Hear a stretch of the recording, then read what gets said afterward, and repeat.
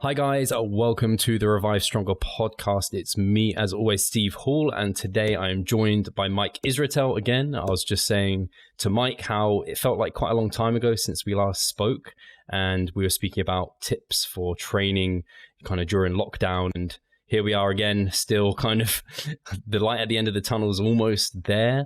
And Mike was just telling me how, you're due to be moving to Las Vegas where things are open. So is there any names of gyms you've already looked at and scoped out? I think it's City Athletic Club or Las Vegas Athletic. I forget which one. City Athletic Club, I believe, is one with like just a ton of different machines and just a really good atmosphere for hard training. And there's a couple of other gyms in Vegas that we're going to be checking out. There's some gyms in Vegas that are really, really hardcore powerlifting gyms. But for Jared and I, for hypertrophy training, some of that stuff's really good. Some of it's like, we sort of wish they had more equipment. But we'll see. We'll see. The Vegas gym scene is actually really, really incredible. So we're super excited. I can't wait to be using machines and all that other stuff again. And I guess are you a gambling man, Mike? I feel like, I'm not sure. I'm not going to make a judgment call here. What's your best guess? I feel like in some way, I take you for being one of the most rational people ever. And so for me, gambling doesn't make a lot of sense because the table always wins, right? That's kind of how it goes. But in some ways, you don't learn without gambling some things in life. Sure. So I don't know if sometimes you might be tempted to just be like, fuck it. Right. Well, so I don't know how to count cards. I'm not any good at any games in which skill matters in the casino. So if memory serves, I've never actually gambled. I've been in several casinos, mostly for the all-you-can-eat buffets. So to me, that's a gamble that pays off every single time, right? You pay money and you get a really great meal. So no, I don't gamble. So most of Vegas is lost on me as far as casinos and gambling. But I actually heard that they're opening up the casinos like soon or like now already. Oh, wow. So I thought that wouldn't happen for months, and I thought Vegas' economy was going to be super devastated and everything. But I guess not. You know, the thing with the coronavirus is like there was this time before the peak cases, like in March and part of April, where it was like super like, this is the new normal, things are crazy. And then cases peaked and then started to drop, and people were like, okay, but second wave, and if we don't stay quarantined, it's going to go crazy, which are all very reasonable thoughts at the time. And then there's like multiple reviews of literature and multiple revisions that tried to estimate for the first time infection fatality rates, which is different than case fatality rates. It's like for everyone who gets infected, not just shows up to seek treatment, what is the probability that they're going to die? And the infection fatality rates have been steadily trending down with every single update of every analysis, to the point now where, for example, in the United States, on average, the Centers for Disease Control has estimated if you integrate the asymptomatic case rate, the infection fatality rate is something like 0.2 to 0.4%. And 0.2 is right on the upper cusp of the flu, right? And like, you don't shut down an entire economy, or shut down is a poor term, reduce heavily the economy for or people's personal lives and restrictions for the flu. I mean, that's just crazy, right? So so what ends up happening is, like, you know, if it's really the case of 0.2 to 0.4, and there's some other estimates and there's some other countries and regions that have higher, mostly it's because of the number of people in older care homes and the number of old people and things like that, and some kind of social structure arrangements, like the density of the population, et cetera. But, you know, so there's some on the higher end, but it's nothing catastrophic. And it seems like for most people in most states of the United States, certainly, and actually the United Kingdom as well, it's just really getting incrementally more clear that while the quarantine was absolutely the right thing to do when we didn't know a whole lot, especially for countries and regions that don't have, aren't close to very few cases, like aren't close to zero, because then keeping the quarantine and just getting rid of all cases is actually a really good idea. But for countries like the United Kingdom and the United States, which are like, you know, in the fucking millions of cases, like you're not going to be able to quarantine. You'd have to quarantine for an inordinately long amount of time to get rid of all the cases. It's now seeming to be the case that, like, it's probably time to start, you know, like testing and tracing and tracking people who are sick and trying to minimize that, but also freeing up the economy, because, you know, it's very easy to tell someone that this virus seems like a very, very terrible thing, and it seems like it's going to cause tons of devastation, and it's a good idea to lock down. Most people are like, yeah, this makes sense, which is why the lockdowns are good at first. When somebody asks you, like, isn't this just a really bad flu season? And you're tempted to say, like, yeah, some of the analyses that aren't too far out actually say that that's what it is. And then they ask you, they're like, that's really the case? Like, so we're locking down for that? And it's tough to say yes. It's tough to say yes in a very straightforward way. So I think that's where we are now with the whole situation. I think this is really useful because I think a lot of people, I mean, I think even maybe Jared asked, but I know like Brad Schoenfeld asked a while ago, are people going to be going back to gyms when they open? And like most people who train in gyms aren't in that extreme risk category. They are healthy, fit, like non-obese people. So yeah, I think a lot of the listeners especially are probably in that category. So it's nice. Maybe some of them weren't really sure. They'd seen a lot of mixed information. So it's nice to kind of hear that, yeah, now the real information is starting to come through. Yeah. It's showing to be not something to be worried about. Yeah, it's funny enough that just the age distribution and the comorbidity distribution of COVID-19 seems to be more extreme than that of the flu. So like children die of the flu, but so far perhaps 0 and maybe 1 child have died of it in the entire world, which is saying something as to its rarity. I would expect more just by chance, but there's a huge difference in that polarity basically. So I haven't looked at the data in just a little bit, but last I checked, the risk of COVID-19 to folks that are sort of under age 55 and healthy may be, if not comparable to the flu, actually a little bit lower as far as death, which is like, I mean, why the hell aren't we in gyms anymore? Like, that's a tough question to answer, right? And people say, well, you're going to get everyone else sick.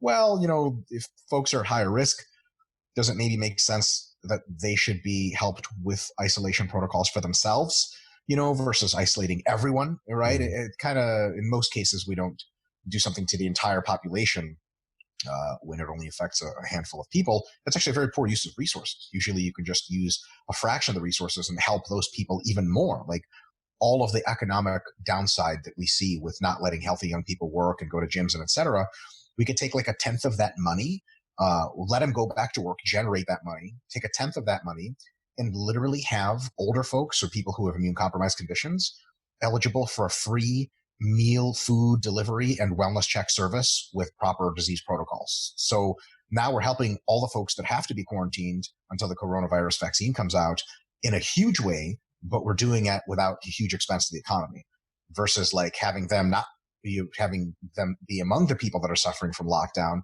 but among, tons and tons of other people that never sort of need to be. And there's been a few studies out now, and pretty much unanimously say that school closures always were a bad idea. I would argue that, 2020 hindsight, they were a bad idea, but up front, we didn't know who was dying. Yeah. Then school closures are a real good idea, because like sending children to school to die is kind of fucked up. But school closures seem to be just a really, really terrible idea on the net balance of almost every perspective that you can take. So it's one of those situations like we're keeping kids out of school for what?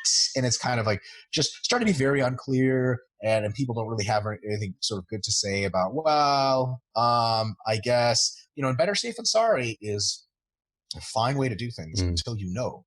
And then you don't have to be safe or sorry. You could be a much better combination of both, very targeted. I know some people, I know a few people personally, not many, but I imagine there's quite a few people, at least in the UK, I'm not exactly how it worked across in the US, who were furloughed, and they're like earning 80% of their income, just getting a tan because the weather's been really good. So they're like living their best life. So yes, totally. It's just, unfortunately, you would have to pay for that later with either higher tax rates or reduced economic activity. So when you're 2025, it's not exactly the year you wanted it to be. That's because you didn't do shit back in 2020. There's no free lunch. No, unfortunately, if there was, that would be sweet. But. And then I just wanted to update the guys on. I know we just spoke.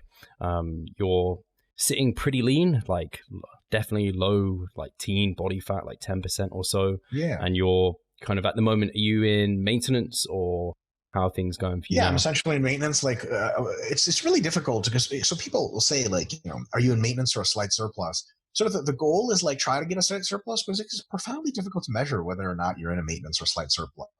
Which is why I think you and I are both fans of like a what we would call like a meaningful surplus, where it's a surplus and you're definitely gaining weight. but I'm in that range where I don't want to gain too much weight. I essentially want a diet break, but to put on a little bit of muscle for this 5 weeks that I'm currently in, and then I'll have 2 weeks of active rest, and then I begin what looks to be something like 17 weeks of hypocaloric dieting. And starting the 17 weeks when I have veins across my abs and obliques is like, I'm excited, Steve. I'm going to give this everything and see how it plays out. Jared Feather will be coaching me as well as Broderick. And, it's just a matter of getting into that deficit that's sustainable day to day and just fucking sitting there and just doing the steps that I have to do each day. I've got a step monitor and doing the workouts. The workouts are never a problem, right? Those get done either way. Doing the training, doing the steps, getting the sleep, eating the food. That's it. And I think that with the plan I have set in place, the deficit is going to be very meaningful, but at the same time, not insane. But it's going to be weeks and weeks and weeks and weeks. And I gotta say, if the laws of thermodynamics are real, I have to get super lean. It just has to happen. As long as I stay healthy, I think I'm excited about some really, really cool stuff. I'll say this on a personal note. I'm tired of being lean. I've been lean before. I'm pretty lean now. I don't want to be lean anymore. I want to be disturbing. The ghost of Marvin physique is haunting me, and I don't know if I'll ever get that lean, but you know what I mean? Like the standard bearer of the leanest human that's ever been. Like I want freaky. I don't want to train in a gym and people think, wow, that guy's really jacked and lean. I want to pull my shirt off in a gym and people are like, what the fuck happened to that guy? Like, what is that? Like John Meadows 2 weeks out, kind of like just dumb shit. So like that's super, super cool. I've never tried to get that lean. I've been mostly just staying lean, putting on size, getting lean, putting on size, and it's worked. I've fucking a ton of size, and now it's time to really, really sharpen up. So that's it. It's funny hearing you say that because now I want to get maybe a little bit leaner than I have before. I think I've got reasonably lean, but I want the size to get down there. I don't want to look like, you're shredded, but I mean, bro, like there's a lot of skeleton there. Totally. Well, with your arms, I wouldn't say skeleton, but yeah, there's definitely that. And I didn't ever want to be in that position. So I used most of my career so far to get big, and I succeeded. So now it's time to get super lean. I'm really, really excited about that. I like something I was in a similar position where you are now, where I'd finished like a good kind of initial diet before a proper contest prep diet. Mm-hmm. And I also was using a period of time of like ramping calories up, but like kind of maintenance, but also just rebuilding a maintenance in a way. And I found, that it's that period of time where you can build up. It wasn't until maybe, I don't know if it's probably similar for you, maybe 4 weeks in or 3 weeks in, where I was like, now I feel like pretty okay. But for the first few weeks, I was still feeling elements of diet fatigue there. I don't know if you had that, or I know the first phase of dieting for you was pretty smooth. First phase was very smooth. I barely felt any dieting fatigue during that phase. I did in the middle of it because we did some stuff with special sports supplements that was like, in retrospect, stupid, not dangerous, just like pushing too hard. I dropped my calories like crazy. Cardio was crazy. And I was like, man, okay, this is dumb. Because at the end of that meta cycle, Charlie and I looked at each other. We're like, we're basically half dead. And then we sort of took it easier the rest of the fat loss phase and still made great progress. But towards the end of the phase, I wasn't really super diet fatigued, a little bit. I was having dreams about tasty food every single morning for like 2 weeks straight. Like every single morning, my blood sugar was super, super low, clearly, because my brain was like, wake up and eat cake. But then towards the end of that, so about 2 weeks after the diet ended, I'm like 3 weeks after the diet now. Honestly, I like right now, I'm very, very close to normal diet psychology, if not there. Like tonight, I have an option of taking a cheat meal. I probably won't, because I'm probably going to be doing some jujitsu tonight, just with friends, off the record jujitsu. And after jujitsu, Steve, you ever have that where right after you train hard, because it's in the evening, you don't even feel like eating like on anything but clean food? Do you ever have that? Like just almost, or like you don't have an appetite particularly either. you don't have an appetite, and someone's like, do you want a juicy, like fatty burger? And you're like, no, not really. They're like, what about some fresh fruit and rice and chicken? You're like, that sounds great. It's weird. Like, exercise almost potentiates clean eating for me. So Yeah. tonight I probably won't even have a cheat meal. And then, like, because if you're really diet fatigued, like any opportunity to have a cheat meal, you take it. But like, I'm just meh. So it's a good sign. It's a good sign. And I'll tell you what another good sign is. Maybe folks can get something out of this. In the how long do you rest before the next set discussions we've had, one of the indicators of central preparedness on a nervous system level is, do you feel strong and like you could do another hard set? You know that feeling you get deep inside, you're like, let's fuck this up, like I'm fucking ready. Versus like right after a set of squats, someone's like, do you feel strong? You're like, no, like you feel like defeated, like psychologically super weak, right? There's a similar thing that happens with dieting, I think, that was very interesting. After a diet, you can ask someone like, hey, do you want to get shredded in your heart of hearts? And they'll be like, no, I don't. I want to either not do anything, or I just want to get huge or like big and puffy and giant. Right now, it's only been like 2.5, 3 weeks after the last diet. I want to get just completely insane shredded. I want it at a deep level. That kind of desire, when it wells up enough, can take you through a really hard diet. So all it needs to take you to technically is the point where you're seeing new stuff you've never seen before in your physique, which to me is the absolute biggest fuel for just rocking a fucking diet. Like halfway through the diet, you're like, oh, this sucks. And you start seeing stuff you've never seen in your physique. And you're like, oh my God. And you just can't wait. Like then it's the temptation to do even more calories, you drop even more calories and do even more cardio, which is a stupid idea. Don't, but at least it's zero motivation problems, because it's unwrapping a presence at that point. Like almost literally, you're like, whoa, here we go. Like kids don't stop wrapping presents when they see something shiny, they go faster, right? So all the diet has to do is get you to that point, and then holy crap, it's a big deal. Yeah. And I guess the great thing is you've not like taken it to, well, actually no, you were kind of competing last year as well, weren't you? Not, I can remember distinctly our discussion where you had the tan on, and I got unfortunately got super sick right before the competition, and I was kind of rushing into that competition anyway, so I wasn't super a big fan of that. Charlie and I had a competition planned that would have been for 2 weeks from now, if I had kept dieting, and I would have been in really great competitive shape, but coronavirus canceled the living shit out of that one. And it was, I don't know if it's a blessing in disguise, but like now I have all the time in the world to get super lean, and I'm really excited. Like the diet is so long that like there's no like, ooh, I hope I get lean by this date. Like I'll get lean. It's just a matter of like, it's honestly like, how long is the reverse diet going to be? I think at this point, because Jared's plan is to get me super, super lean and then have me maybe eat a little bit more under control to see how I look, pull carbs, push carbs, this and that, manipulate fluids.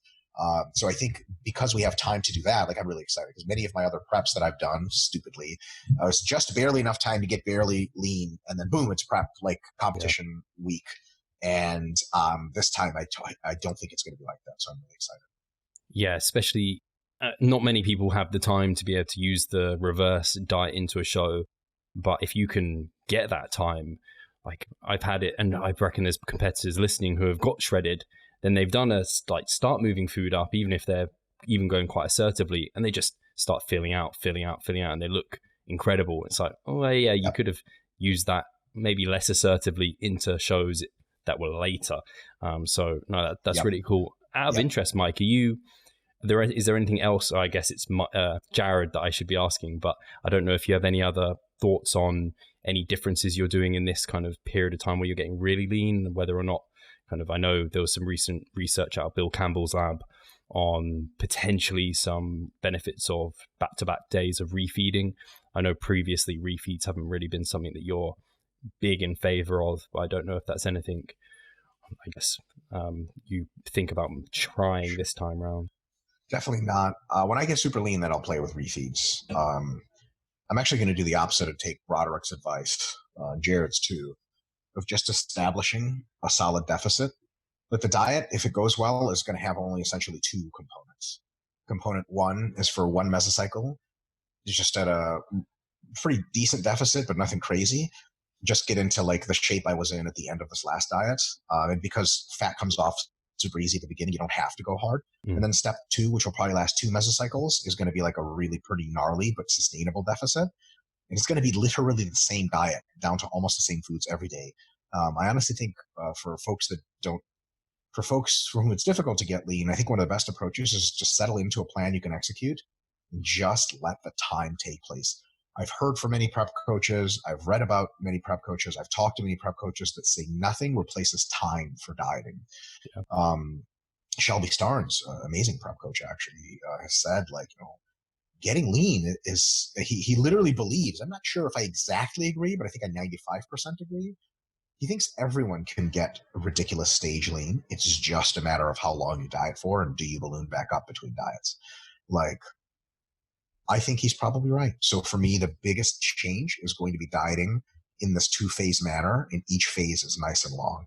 At the end of it, it's going to be roughly 30 weeks of total dieting. God damn it, something's got to happen at that point. Hey, Pascal here. I just wanted to take a moment to talk about our membership site. Inside, you'll find a thriving forum, an extensive exercise library, courses, presentations, and research reviews. All I need you to do is hit the link in the description below and sign up. See you there. Do you think, I know we have questions, but I think people enjoy our chats, and I'm just interested to talk you through this, because I'm not sure it happens for you often on podcasts, if you're okay to do it. But I wonder, obviously, there is a certain, obviously with training with higher volumes, when you're trying, like during a fat loss phase, I guess there'd be that element of, you could maybe keep dieting, but like the training is now becoming a bit unsustainable. And I guess the risk of muscle loss is greater as you diet for longer. So I don't know if that's something to consider, as like people might hear, oh, you can just like, don't go for infinite preps. I know Jared's spoken about like how he's not a huge fan of like the really extended preps. And I guess potentially when you're, like, I think you even came up with this analogy on a podcast with us, was like, once you're below this kind of body fat setting range, or like this body fat that's just kind of unsustainable for you, you're kind of on fire. And then like, you don't want to extend that period of time. Yeah, you don't want to roll away from the fire 2 feet. You want to just get up and douse yourself with water. So I think that is for folks that would do a maintenance phase at like 6 or 7% body fat, and then do another diet down to like 3 or something. That is not a sustainable place to be doing a maintenance phase, and you will pay for that. I'm somewhere, depending on the measurement, between 8 and 11% body fat. It is funny to say, depending on where on me you look, it doesn't look like I'm that, or it looks like I'm much leaner than that. Like if you look at my quads, there's veins covering every single part of everything, and you're like, that could be like 6 or 7, dude. And like people are like, I've been 6%. I never had legs that look like that. And then my back looks like it's at like 13% maybe. And then my chest has like prostrations and veins. Like, okay, back to 6%. So who knows, right? But I think, somewhere like in the 8 to 10 range, that's a sustainable place to do a maintenance phase. But then once you get below, 8 to 10 and start to go down, it should be a coming down without large breaks or time spent fiddling around in that range. So that's still true. And as far as like losing muscle and stuff, especially folks that are not using special sports supplements, that's definitely a concern. Parroting Shelby Starnes, him and I had this discussion a long time ago, but he's like, I don't think naturals lose nearly as much muscle as they think they lose during contest prep. And having, seen the results of a bunch of natural preps, Jared's a natural prep coach, people just don't lose all that much muscle, and it's a muscle loss is really kind of tough. If you're training really hard with adequate volumes and you're not eating like a crazy low number of calories and your physical activity doesn't drop through the floor, then muscle loss is like you might lose like 2 kilos of muscle or something like that. First of all, you regain it in like 3 weeks after you stop dieting. But also it's like, to get that extra bit of crazy leanness, it's probably worth it. The way I think of it is, I'm no expert on contests, and eventually maybe I will be after I do a whole bunch of them, but I think bodybuilding contests are generally, the judging works in a sequential manner. And I think people thinks it works in a parallel manner, but I don't think it does. I think it's sequential, or parallel versus serial. So parallel process is something that multiple things occur at the same time. A serial process is one. There's one thing gets done and then another and then another. So I think bodybuilding contest judging is a bit more serial than people think, which is to say the following. I think if you're not really, really lean, they just don't look at you much anymore. And it doesn't matter how big you are or how artistic your physique looks. The first round of judging, what draws judges' eyes is lean. The guys turn around, they do their glutes, lower back, and hamstrings. They go, okay, that guy's top three, move him in. And between those guys, the next thing that counts is muscularity, like how jacked are you? And then after that, let's say you got two guys of roughly the same muscularity, roughly the same leanness, which is to say the best in that category. Then they go, okay, who's the guy with the best aesthetics, right? Like, that's not exactly how it happens, but it seems like it happens more like that. Yeah. So when people be like, should I sacrifice a little bit of size for that extra crispy leanness? Yes, because if you have that extra crispy leanness, it gets you a look for sure.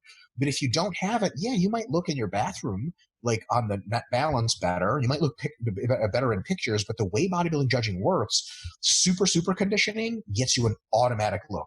And unless you shit away 5 or 10 pounds of muscle, it's not going to change how your physique is shaped, but it'll get you in the door. Steve, do you think that's incorrect, correct, or some measure? What do you think? It's, I think, very much correct to how judges do judge. It's very interesting to me right now because within the UK scene, at least, the one of the big kind of federations has been talking about the judging and how they aren't kind of fully satisfied with how the judging is being done because too many people are going for that super dice look and sacrificing the muscular size and shape that bodybuilders are known for. So it's interesting because, yeah, you're completely right. From observational, that's what gets you the win, whereas they're saying one thing and maybe something else is actually happening in practice. Do you remember a bodybuilder by the name of Melvin Anthony from about 10 years back? Don't. Marvelous Melvin Anthony. Folks watching this can look him up. He had like pretty close to Flex Wheeler type genetics. He had a 27-inch waist and he was like 235 on stage. It was just pure nonsense. Yeah, like the ultimate black guy genetics, right? And he was just like out of this world. He had arms, he had delts, everything flowed. He was the best poser numerous times. He never, ever got strided glutes. And the rest of him was as lean as could be. He just couldn't do strided glutes. His glutes just wouldn't come in. And he never placed nearly as high as you would be able to, like, if you saw him from the front, like front relaxed, you'd be like, that guy just won every show. And then he would turn around, you'd be like, that guy looks great. And you'd look at his glutes and you're like, But if you weren't into glutes, you'd be like, this guy's still winning. His back's incredible. It's super shredded. His hamstrings are great. But it was the glutes. And he never placed nearly as high as you would think he would. And he was, he's a very respectful guy, but he would occasionally get vocal. Understandably, he was like, look, is this a glute contest? Because if it is, fine. Yeah. I'm not complaining about my placing. It's just a little bit confusing when I do everything the judges say, short of these fucking glutes. He's like, is this a glute contest? And he would get beat by guys who like had distended growth hormone guts or insulin guts or whatever. And like just look like they were assembled by like somebody like me, like somebody assembled by accident and random body parts here and there, and they would beat him because they had sharp glutes, and he would be like, "Are you fucking serious?" And he wouldn't say much of that, but his fans, including myself, would be like, at the very least, there's some nuance there that I think maybe we're missing. But then a contrary argument could be, look, strided glutes means you really fucking suffered, so it's more of like who earned it. And second of all, if we don't value super conditioning, we're turning into more of a genetics contest. Like guys, you have to be careful in bodybuilding how much you value like the symmetry and the flow, because most of that is genetic, right? Like, so it's just the guy that's got the talent's going to win. However, I will say I'm very much against the social justice view of sports, of that there's anything like deserving to win or fairness. You have a rule set. The rule set's designed to get you what you want to see as a fan, because the sports are purely for fans. There's no other fucking reason to do sports. So otherwise you would just do the shit at home. And what is it the fans want to see? I think fundamentally the fans want to see, somebody who looks the best. And however way you pick that, there's nuance there. But I definitely don't want people to be like, well, I don't care about symmetry at all. I care only about conditioning. Like, yeah, this is not a conditioning contest, though. And fans will look at one guy and be like, yeah, he's super lean, but this other guy looks great. I want to look like that guy. This is bodybuilding. Like, Flex Wheeler in his prime was bodybuilding.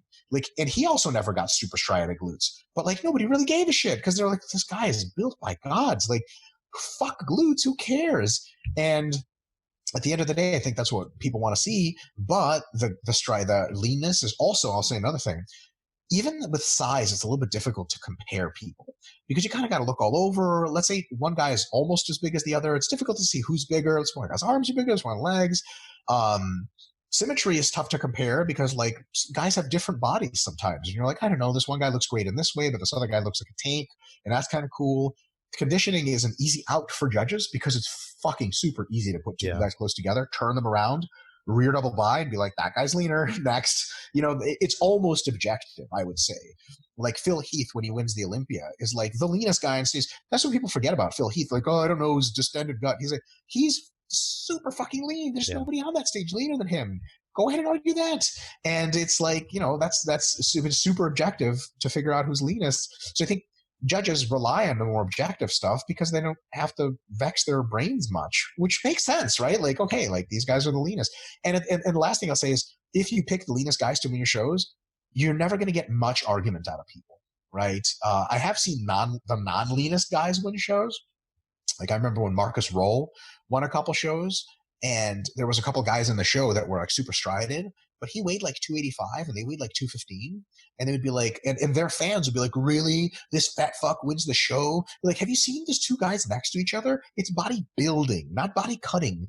So, if the leanest guy wins, those guys don't ever complain. But if the leanest guy doesn't win, they're like, what the fuck? And it's like, yeah, at the end, like you said, it is a balance of muscularity. And I think it's great that UK federation that you're talking about is considering it because there's stuff to consider there. There's definitely not one right way to skin a cat. Yeah. I think over time it became more and more striated glutes were like, you have to have that to even step on stage.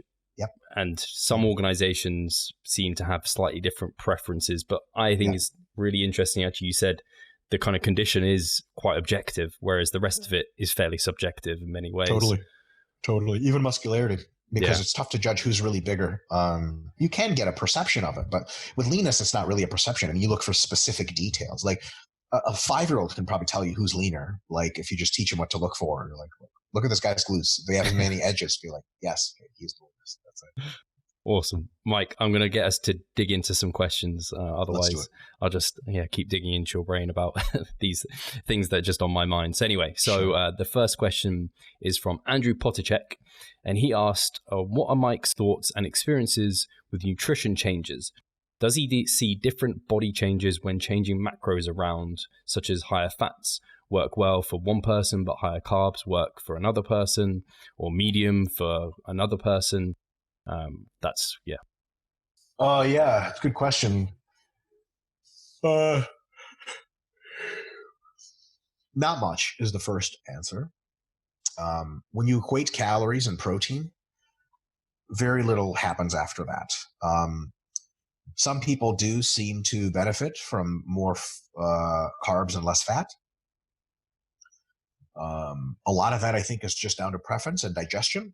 For example, Charlie, who I help with this program, I think like many Asians, and this is literature supported, is incredibly carb tolerant. Like Charlie can eat an inordinate number of carbs and feel 100% fine. But if he eats any more than about 150 grams of fat per day, his digestion comes pretty much to a halt. Like, for example, he can eat an isocaloric meal, same meal size, with a huge number of carbs and very low fats. 3 hours later, he's like ready to eat again. And like, okay, great. He eats his meal. He feels great. He eats same meal, calorie size, except it's tons of fats and not so many carbs. 3 hours later, he's like, I can't eat. I'm not hungry. And I feel like my food is still in the top of my stomach. And you try to feed him more food and he starts throwing up. And you're like, okay. So I think there's that. And then there's just sheer preference. I think some people like to eat foods that are higher in fat.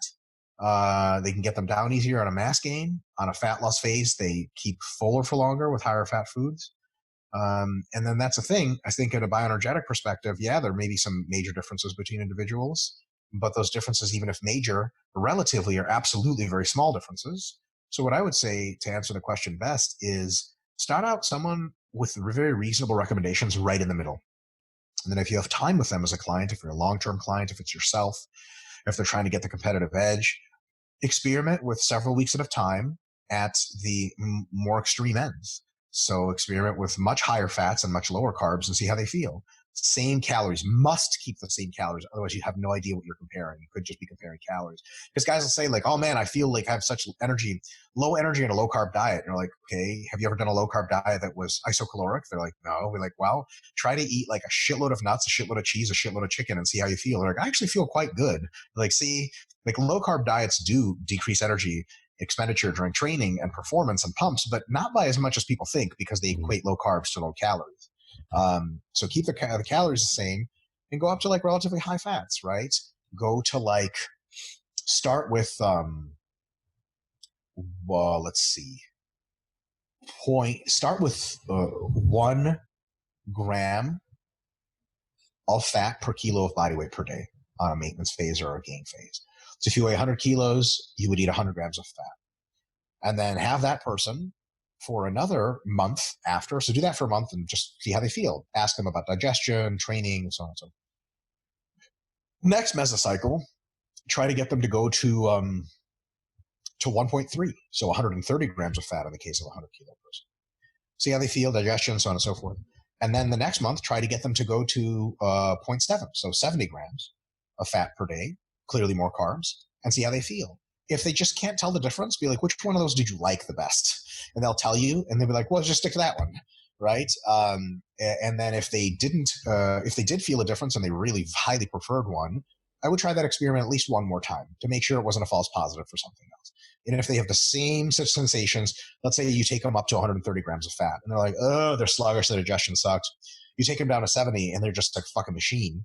And then they're like, I think 70 is it. You're like, okay, well, let's go back up to 100. You go back up to 100, and they're like, I feel pretty good still. Not as great as I did on 70. Although the foods are tastier and I like to eat that. And you take them to 130 again, and they're like, blah, and you're like, okay. And you go back to 70, and they're like, and you're like, clearly you seem to prefer a low fat, high carb.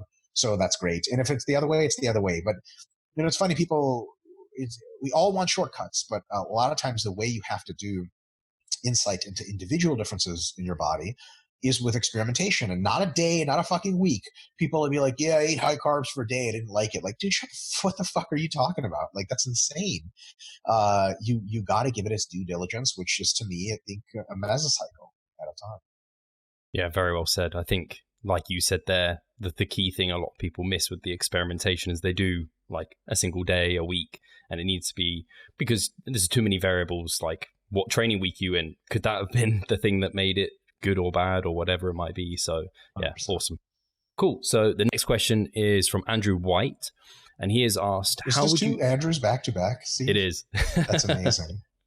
He is asked, how would you structure an optimal glute development program for a male? And secondly, thoughts on burnout techniques for glutes and why they seem to be so popular among fitness influencers. Fitness influencers like to feel their glutes because it reinforces that their glutes are working, and you can feel your glutes really well with burnout techniques. Burnout techniques also don't require you to lift very hard and heavy, which people don't like to do, so they prefer the easier burnout things. So burnout techniques give people a simultaneous mind-muscle connection, and also simultaneously make them not have to load up super heavy weight. So it's more of the perceived good, less of the perceived bad. Glute hypertrophy program would consist of a couple of things. I would probably train the glutes 3 to 5 times per week.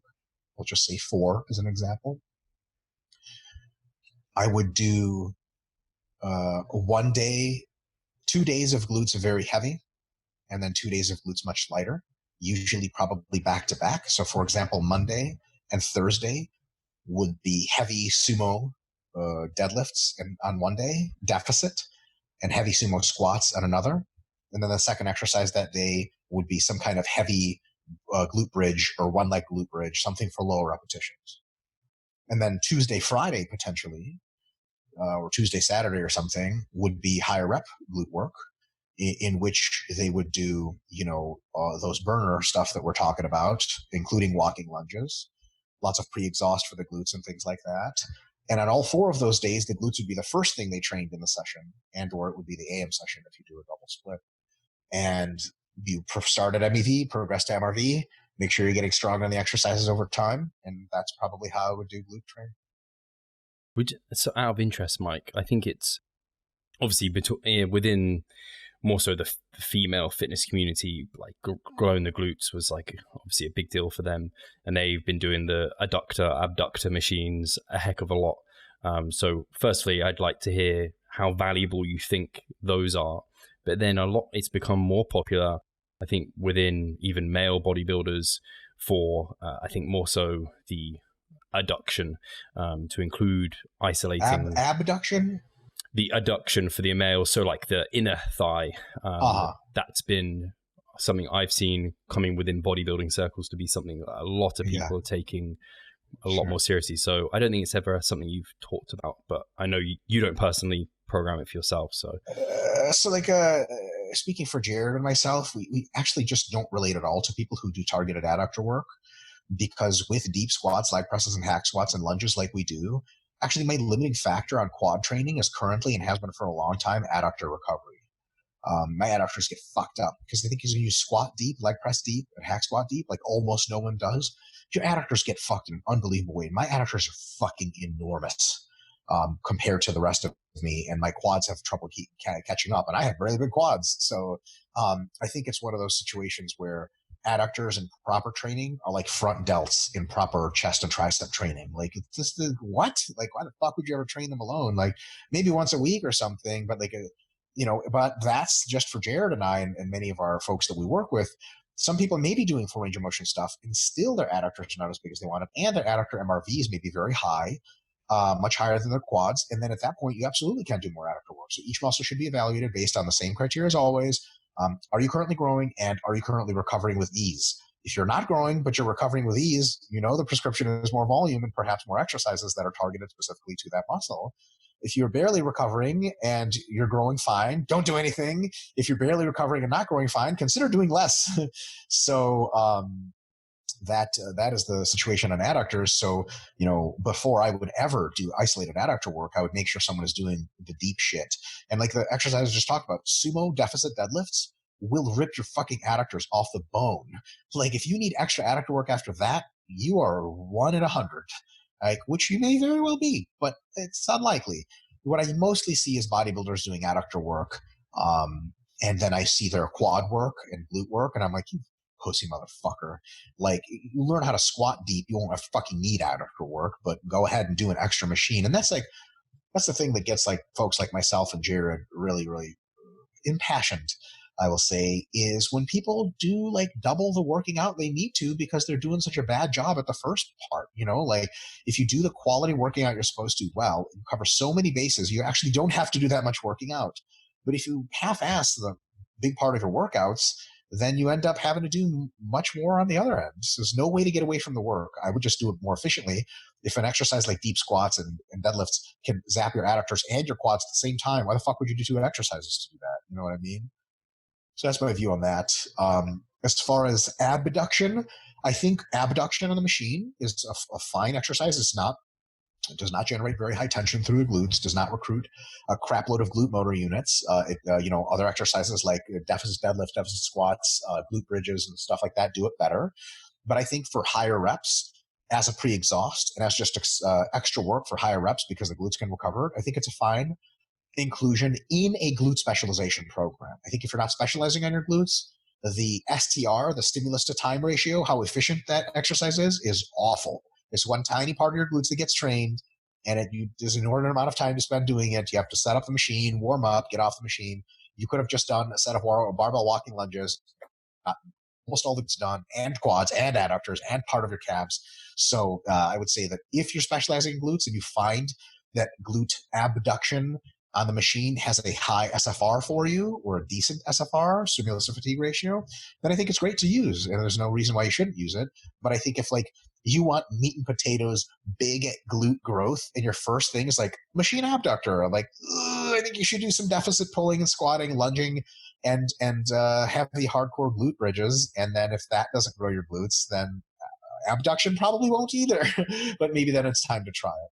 Hi guys, Steve here. Just wanted to take a moment of your time to remind you of our online coaching service.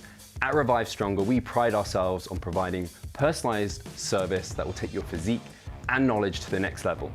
If you're interested, check the description and sign up.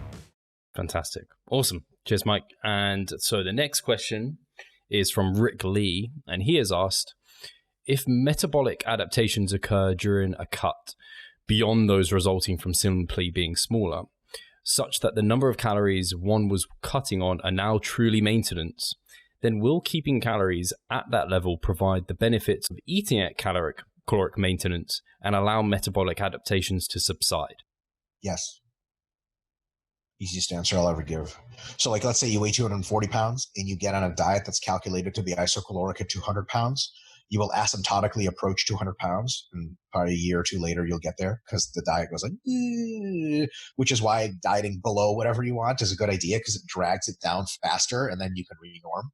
But if you truly do get to the point where your diet was always isocaloric for a 200 pounder, or for you at 200 pounds, you go from 240 to 200. Once you get to 200, it'll feel like every week you're on that diet. As you get closer to 200, it'll feel less and less like a diet. Like you'll be pretty hungry when you reach 210. When you reach 205, you'll be pretty hungry. And when you reach 203, you'll be like, I don't know, like, because remember the weight loss slows down. So at that point, you're losing only like a quarter of a kilo a week.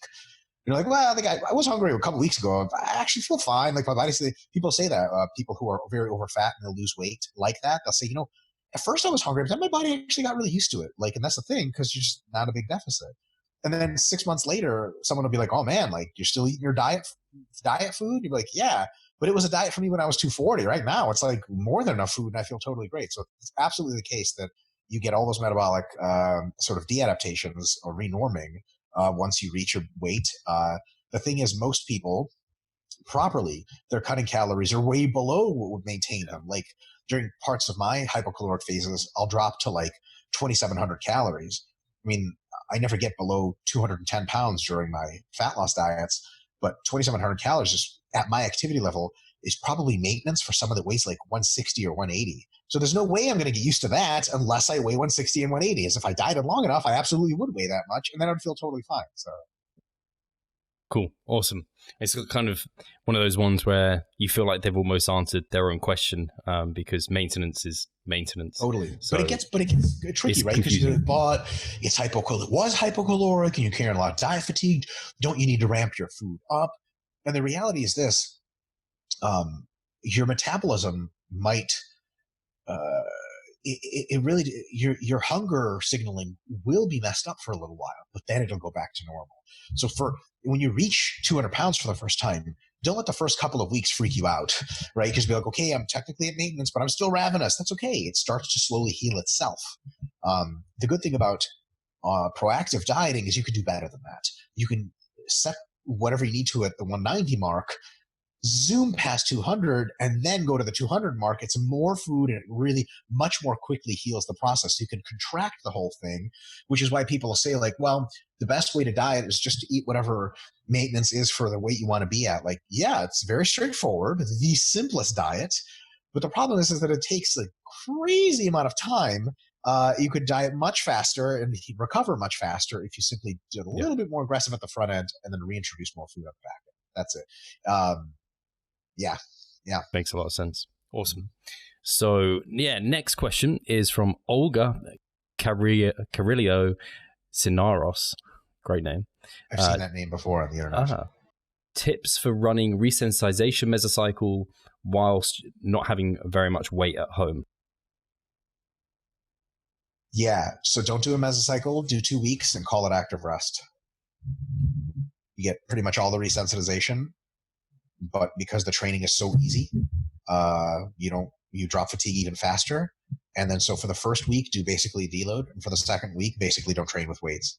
And after 2 weeks of that kind of easiness, you'll be able to go hard and super hypertrophic again. So I would advise against full-on resensitization mesos. For those, you need heavy weight. And if you don't have it, then active rest is a good approach. Good news, save yourself probably 2 weeks. So that's it. And is 2 weeks the maximum active rest? No, you could do 3. Okay. That would be one of those things. If you asked me, like, give me a compelling reason why 2 weeks isn't long enough, I would not have a compelling reason. So 2 weeks, I think, is long enough for most people. But if you get to 2 weeks and you're like, I still need to heal up some injuries, I still don't want to train, I'm super hard, then take another week. That's okay. People are really, really weird about taking rests. And there's at least two groups of people I can come up with that are very, very good at taking rest, and they're very, very good at sports. One is Eastern Bloc athletes, Eastern Europe, that whole situation. Actually includes Germany as well, which is not Eastern Bloc. But, they, like, you see Russian powerlifters when they're not prepping for a contest, and their lifts are 200 pounds off of what they usually are. They're like, what the fuck? And they're like, you talk to them, like, are you okay? Are you sick? And they're like, wow, yeah, I'm fine. It's just, they're like, I feel great. And I'm like, when's the last time you trained with weights? They're like, a month ago? And you're like, what? But because their coaching tradition is centered on 50 years of periodization, they know it comes back. Like, their coaches have, it's, a lot of times people in the US and the UK think that as soon as they take their foot off the pedal, that's it. Fucking disaster. And they have evidence for it, because as soon as they take the foot off the pedal, like, your intramuscular swelling goes down and you look like shit, and you're like, fuck, this is just the beginning of me losing everything forever.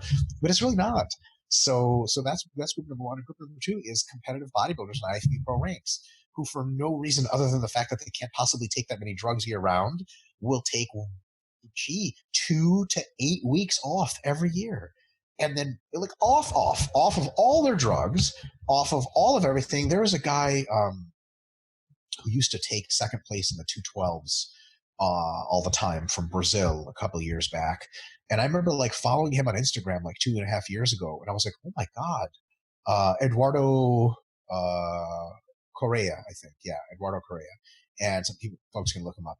I mean, he was like top of the 212, like fucking diced, huge, like unreal, right? Second in the world to Flex Lewis for like 3 years straight. And I was like, oh my God, like, Eduardo quit the sport because he was with his kid and his wife in Brazil. And like, he looked like he weighed like 180. And he like looked like he's a guy who used to train hard but doesn't anymore. And I was like, oh my fuck. And then he's like, I'm doing a show in 16 weeks. And I was like, what? And then in 16 weeks, he came and essentially beat his best ever appearance. And I was like, ugh.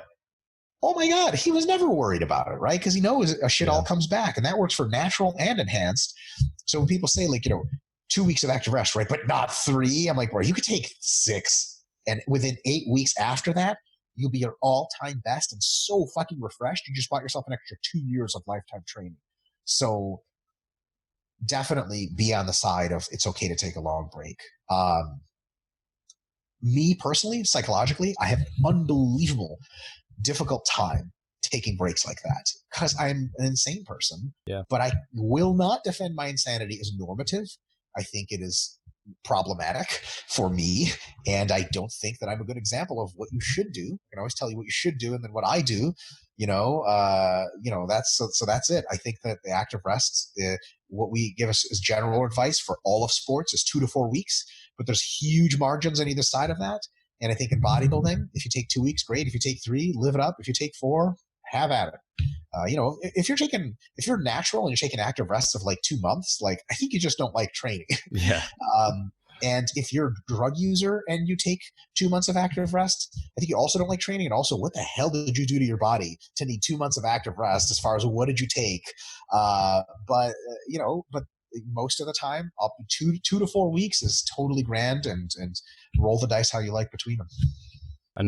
I've done it before where I've deloaded before a holiday and then I'm on holiday. So it's kind of like, I've got 2 weeks of almost what I was looking to get. Do you have a quick guidelines for active rest, what that looks like? Yeah, it's super easy. You do your normal deload, that's week 1. And then you take another 1 to 2 weeks you could come to the gym like twice and just to literally fuck around. Like, pretend you're new to a gym and you're like, oh, what are dumbbells? Like 5 to 10 RIR, 1 to 2 sets per muscle group, the least systemically fatiguing exercises. So like, do some like walking lunges with just your body weight, do a few push-ups, do a few pull downs and leave. Or just don't go to the gym.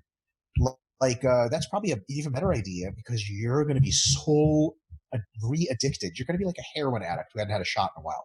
You are going to be in the gym like white on rice if you leave for a week. So like what I'm doing, the plan is I take my deload the last week I'm in Philadelphia, and then my wife and I move to Las Vegas. We're taking a whole week to move because the United States is fucking massive, and also we're going to be swinging by to see family. That whole week, we're not training. I'm just not training.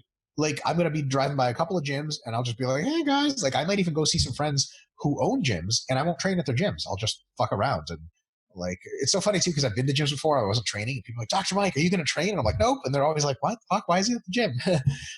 So no training at all. And then when I get to Vegas, oh my God, I'm going to have fucking Superman laser eyes for the gym. Like, fuck. Because, if I don't go to the gym for a week, I start turning into a very poorly adapted social person.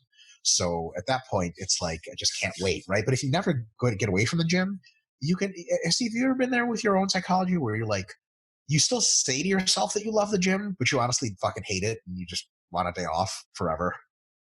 Yeah, it definitely happens towards the end of some mesocycles. Totally. And it's one of those things where if you take an occasional week off, 2 weeks off here and there from the gym once or twice a year, that tends to happen way less. And it tends to just reinvigorate the fire you have for the gym. So I think it's just a great idea. And there are no downsides, only upsides. Because everyone's paranoid about losing muscle, and that's just not how it works. Yeah. I say I have some regrets spending too much time trying to find and in gyms on holiday when I could just be enjoying the holiday and using it as an active rest.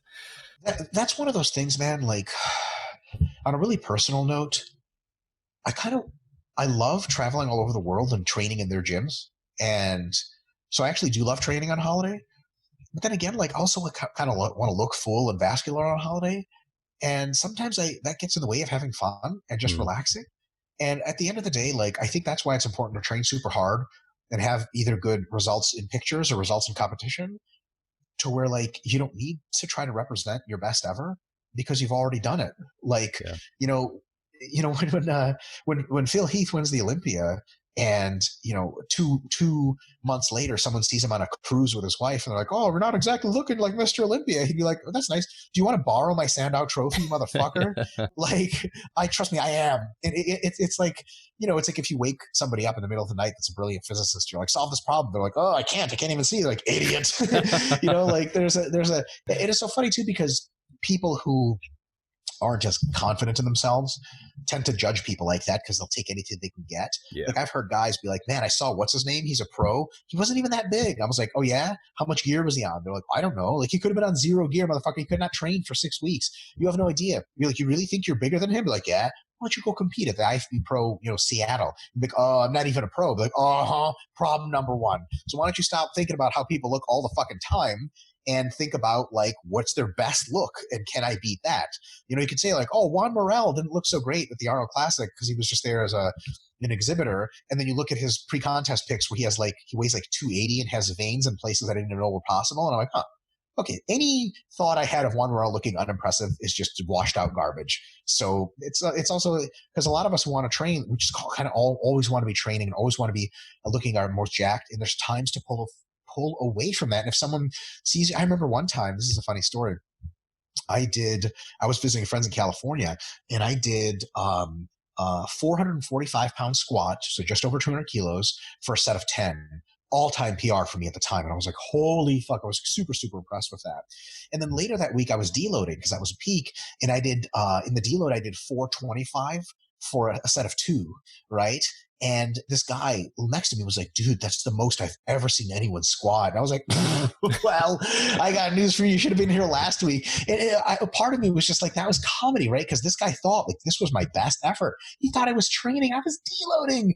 But then, what am I supposed to think? Like, oh man, like, I should load more weight and really show him. Like, who the fuck is that guy? Who am I? Yeah. Like, it's all pointless. Like, do your best, put everything into it, get incredible results. And then when you're resting, just fucking rest. Who cares about anything else? It doesn't matter. Awesome. Yeah. On a related note, is there ever a time you would choose to do a resensitization, like lower volume, higher absolute intensity block over active recovery? It's a really good question. I think for lifters that are in the beginner and intermediate stage, they like to train so much, active recovery is not an option for them because they'll just show up to the gym anyway.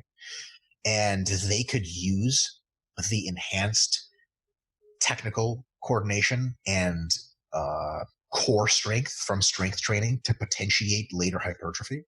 So for them, it's probably worth it to do resensitization versus active rest, or to put it better, more often do resensitization and less often do active rest. I'm beginning to be increasingly more Here's another one. If you have to take a long time, months away from pushing it, and you're on special sports supplements, I like talking to UK folks because it's legal over there in the UK. So if you're on special sports supplements and you got to like take 3 months away from higher doses, that's a good time to just get a little, you're not going to active rest for that whole time. That's ridiculous. So there's a good time for low volume maintenance, because high volumes are pointless because you don't have the drugs to support that kind of training anyway to make it meaningful. So then is a good time, but for especially like advanced naturals and advanced non-naturals who don't have run issues with like having to be off of higher gear for that long, I'm increasingly more apt to recommend active rest than I am resensitization phases, because active rests accomplish pretty much everything resensitization phases do, but in a shorter time frame. So that's how my current opinions on the matter. Would it, one other scenario, just to throw one at you, Mike, if you'd been dieting quite a long period of time and you were then having a maintenance period to recover for another diet, but that maintenance period was quite extended, would that be 100%. A time where... Absolutely. Yeah. And you might not have to do it that entire time, because post-diet recovery, I've said that, pretty high volumes at the front end are pretty good, but then like that second mesocycle or even maybe that third, it's probably time to sort of dial it back. Yeah, 100%. Awesome. Well, we have taken up the entire hour, Mike, so thank you so much. As always, it felt like it'd been too long. These chats are always really enjoyable, and like I said, every time people love these, so thank you so much for taking the time and coming on. Steve, always a pleasure. Thank you to the Revive Stronger community and the fearless leader, Steve Hall, and Pascal as well. Can't leave him out. And I'll see you folks next time. Awesome. Anything you've got to share with the listeners? And actually, one question I was meant to ask you, Mike, the book. Are there any updates? Because I know you've already first drafted. Is that right? We stopped writing the book. There was a couple people on the internet that said, "Hey, Dr. Mike, you're an asshole. You don't know anything." So I agreed with him and just toasted the whole book. So no more book. The book is currently in editing, and it's being edited by Dr. Melissa Davis, and she's such a great, thorough editor that it takes time. So the book will be out by the end of the year, sometime in 2020. We'll be very clear about that. But I would say if you look closer to the holidays, you're probably more likely that the book will be out then. So that's the book. And then in addition, what things I have to say is, folks, our Renaissance periodization YouTube is blowing up because we're just putting content and content and content. That's one of my number one jobs now, is to provide content for the channel. I'm always making videos, and in whatever capacity you guys have, probably comment on my Instagram Instagram posts. If you guys want me to cover something in a video, like, Mike, I wish you make a video about how this particular part of hypertrophy or whatever works, I would love to do that, because I'm always looking for ideas. We have now, like, what do we count? 50 videos that we've recorded in the last 6 weeks that we haven't yet released. Wow. Just because, if you release videos too often, people are like, okay, it's infinity videos, great. And we're always trying to build that cachet higher and higher and higher. So a lot of these videos are individual topic videos. Like I zoom into just one. For example, I have a video coming out soon that's like, does strength training help you with hypertrophy, and to what extent? And like, because that's like, it doesn't really belong in any organized discussion of periodization, but it's a really cool topic with tons of trade-offs and tons of interesting things like that. If your viewers and your followers have anything they want me to go over, I'm more than happy to make videos like that. So go check out our YouTube, subscribe, hit the like button. Look at that. I'm a fucking YouTuber. It's awful. We got merch. We don't have merch. I guess Renaissance Periodization does have merch, but it's not on YouTube. So yeah, we're just trying to get some good content out, and that's the deal. Fantastic. Yeah, I've been checking out some of the kind of form correction ones where Jared's involved or Charlie's involved, or you've got various models, and they're fantastic. So I can highly recommend. Thank you so much, Steve. Well. Yeah, we started making the technique correction videos because people, I have like Jared and Charlie, and I have a somewhat, compared to many bodybuilders, and people be like, why are you like this? Or what's the proper way to do this? And anytime we post training videos, so it's like, you know what, we're just going to go exercise by exercise and just do an instructional of, well, here's the mistakes people make, here's how not to make them. And I was actually very surprised by the percent of people that have positive respond to them. I was expecting maybe half of people to be like, that's not how you're supposed to do it. Athlete X says XYZ. But surprisingly, that's just like maybe one comment on every video or every other video of some guy saying something. And then all the other followers get on that person like crazy. They're just like, you fucking idiot. Because a lot of times the person that says something that doesn't make sense. Although I will say that, that we do have really good insights on those videos. People ask very good questions. We're just going to come back to those questions in future videos. So we're in the YouTube game. So if you're on there, give it a shot. Fantastic. Awesome. Guys, thank you so much for listening. Thank you for your questions. And we'll catch you soon. Take care.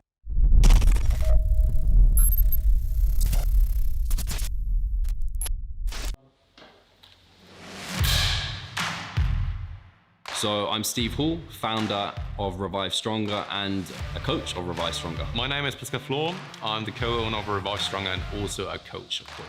Revive Stronger has probably been going solidly for 3 years, roughly about 3 years. Revive Stronger, to me, it is becoming kind of my child, my foster child. It's the gathering and getting together of like-minded people. We've been expanding the coaching team, which is helping us help more people, but each coach can only help a certain number of people. Right now, it's all over the place. We have YouTube, we have Facebook, we have Instagram, but there isn't that community aspect behind that. And so the next step for us is developing a membership site. So basically, we want to create a family and a community that is then benefiting from another. A really cool community for people within our little niche is going to be a website. They will get early access to our podcast. You can access us, ask us questions. The community aspect, we have a forum there. You can ask questions, but also you can log your journey. There's also going to be courses on there. Courses, presentations on different topics. Discount of past seminar footage. We will log our journey as well. We'll start vlogging. We're going to have documentaries. Our entire athletic journey. Furthermore, they get access to an exercise video library. The exercises that we love for hypertrophy and maximizing hypertrophy, we're going to go through those in depth, telling you how to execute them. We kept them concise and also mobile friendly so that you can watch them in between your sets. I'm super excited to grow this community. The amount of value that we're going to be delivering is huge. And I'd love you to be part of it. You will get so much out of that. I'll see you inside.